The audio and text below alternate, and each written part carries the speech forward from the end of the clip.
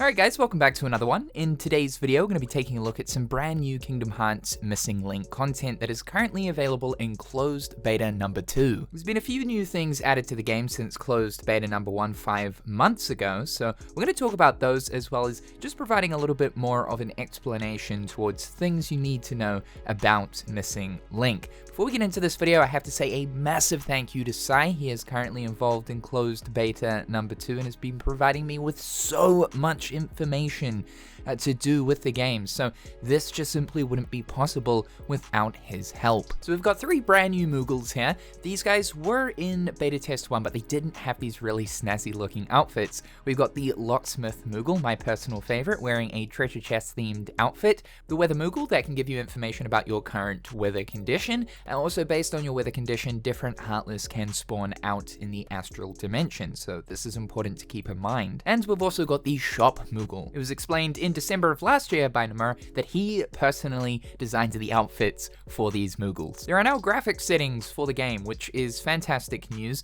One thing that Square Enix have been working on since Beta 1 is further optimization towards a wide array of different devices, because of course, being a mobile phone game, it means that it's going to be played on an assortment of different phones. There were some reports for Beta 1 that the performance of the game was a little bit lackluster, dropped frames while in combat situations, and with no means to be able to tone down any of the graphic settings, it meant that people were pretty much stuck on one preset. So now we have 4 different graphics options, which will increase and decrease the resolution of the game. Sai has mentioned to me that previously in Beta 1, his phone would get pretty damn hot with Missing Link. Now here in Beta 2, because of these newly added graphics options and further optimization to the game, his phone doesn't get hot at all. Performance is definitely better now. Missing Link is closer to a traditional Kingdom Hearts console experience than Union Cross ever was. And you do have some additional hardware options to further increase that feeling that you're playing a console experience. So for starters, the backbone is 100% recommended here for Missing Link. Sai has been using a Backbone 1 for his Missing Link experience, basically turning the phone into a handheld gaming device. But number 2 is that you can actually screen mirror your phone to that of a display, where your phone is essentially just acting as the controller and the game is present on the screen. Or alternatively, you can Bluetooth connect your PlayStation or Xbox controller to your phone. We'll also likely be able to use BlueStacks in order to emulate the game on PC, which I know a lot of people are hoping will work. For Union Cross, this is how a lot of people played the game. Though Square Enix sort of had a habit of trying to refrain people from using Android-based emulators to play Union Cross. This would mean every single time an update would come out for Union Cross, you wouldn't be able to play on BlueStacks until the BlueStacks team updated the emulator. So we are hoping that this time around, Square Enix are a little bit more lenient and okay with people playing Missing Link on something like BlueStacks so that they can actually just play from the comfort of their setup at home. Because yes, this would be absolutely ideal for the local things you're doing and not so much the GPS side of the game. If you have enough AP accumulated on your account, you can pretty much just go into the astral dimension and do all the GPS related stuff without needing to leave your home. So let's talk a little bit about party mode. We've already talked about the raid side of the game, which is one of the multiplayer components of Missing Link, but party mode is the other kind of multiplayer component where you can go out into the real world, meet up with your friend who also plays Missing Link, and you can form a party and start taking on Heartless together.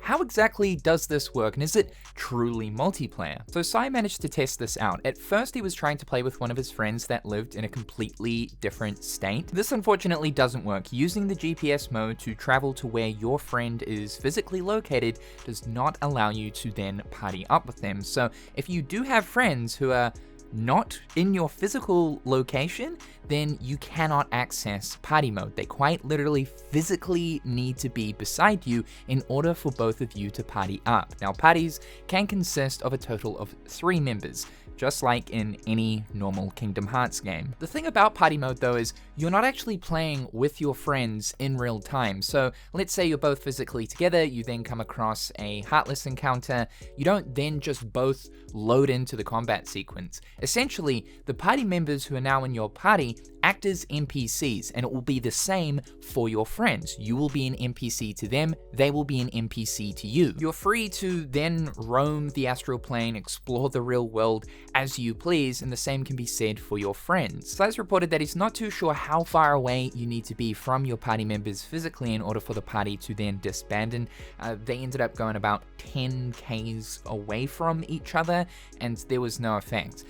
The party member was still in Sai's party, fighting and acting in that NPC mode. The rewards that you get for each of the combat encounters while you're partied up are unique to the person that's completing the combat encounters. So it's not like you can party up with your friend and then you go, I don't know, idle or AFK, and your friend is now completing combat encounters, but you're passively gaining all of these rewards from each of them. Basically what this means is there is no real benefit to party mode other than the fact that you now have an NPC party member with you during these combat encounters, which of course makes combat encounters easier and you're able to complete them quicker. But don't worry though, if you are a little bit disappointed how it's not truly multiplayer in that sense, there is still the raid fights where you are literally fighting a raid boss in real time with other players. And also you can join other players' raid fights from anywhere in the world. We should talk about trials. These are unique different quests that will garner you rewards. There are daily, weekly,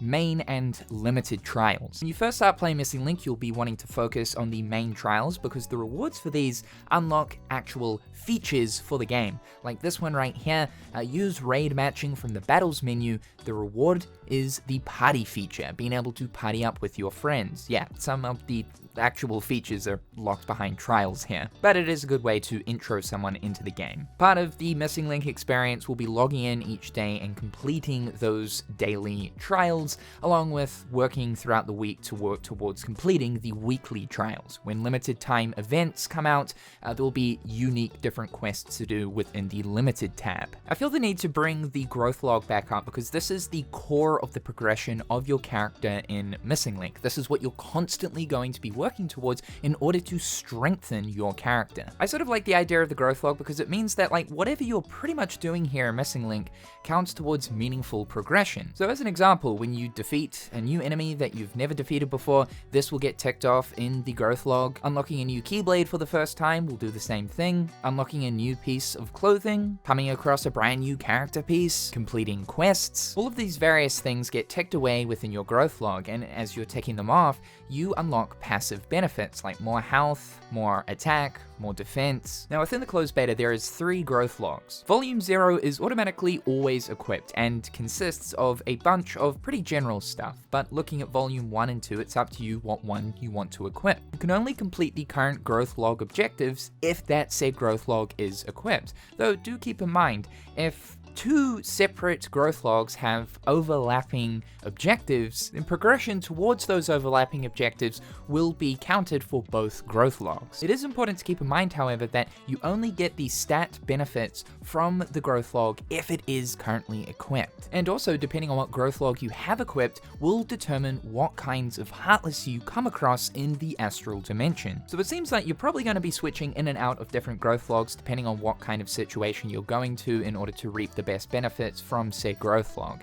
I can only assume too that as Missing Link progresses, more growth logs will be added. However, I do like the fact that the collection element is also a little bit intertwined into the progression element of the game. So we should talk about the Battle Pass side of things.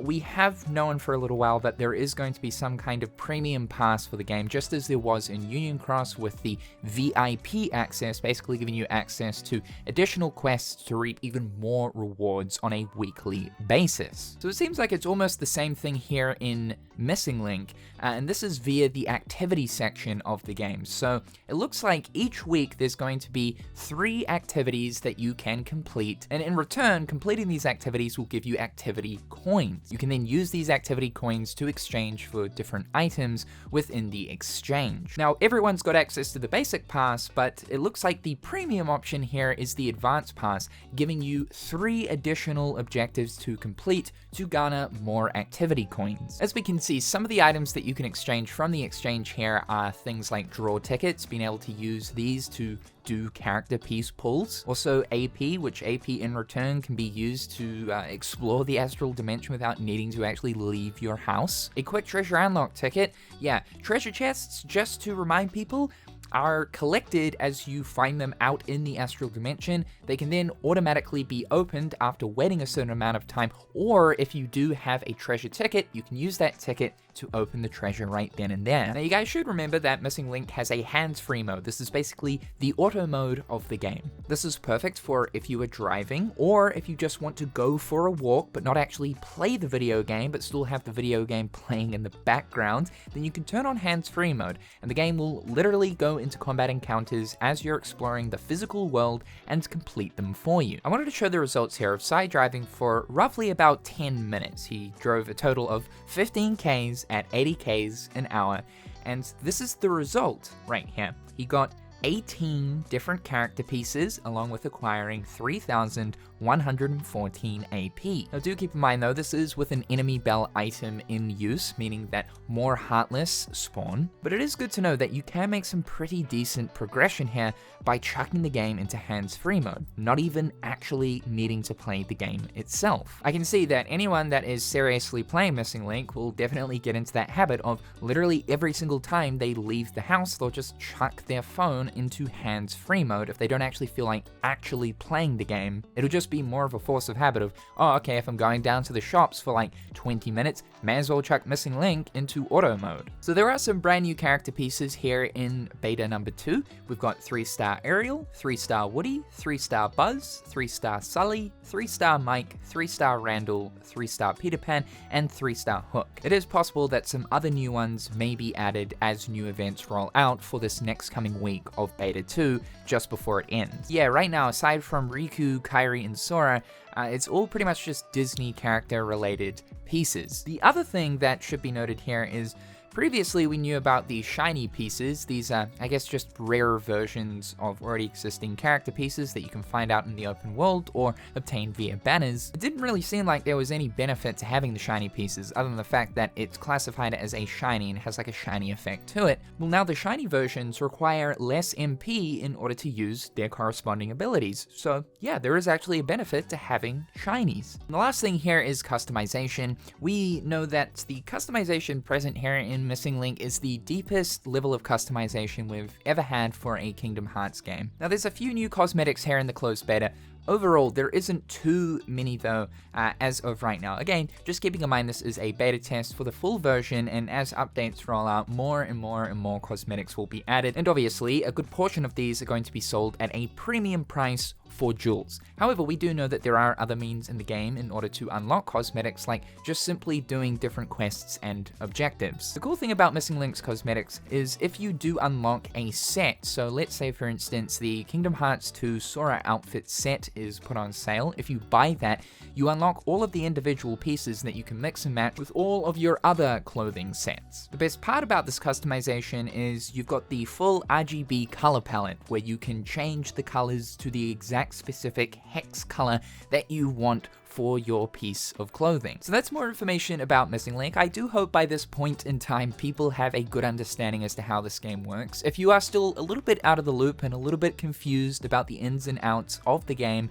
definitely be sure to check out my Missing Link playlist. We have so many videos there covering exactly what this game entails. Beta 2 for Japan, UK, and Australia ends at the end of this week, so hopefully a little time afterwards we will learn exactly where Kingdom Hearts Missing Link is in the development stage of things. Hopefully we'll start to get an idea as to when the full release is coming, and potentially before full release there might be a US beta test. I am counting on this happening because that is obviously where the majority of the ML player base is going to be. However guys, that's all for today. Thank you so much for tuning in. A big thanks to Sai for providing so much information. Be sure to subscribe to the channel to keep up with everything that's going on here. Check out my other social medias. Thank you so much to my wonderful patrons. I hope you guys are having a fantastic day, and we'll talk real soon.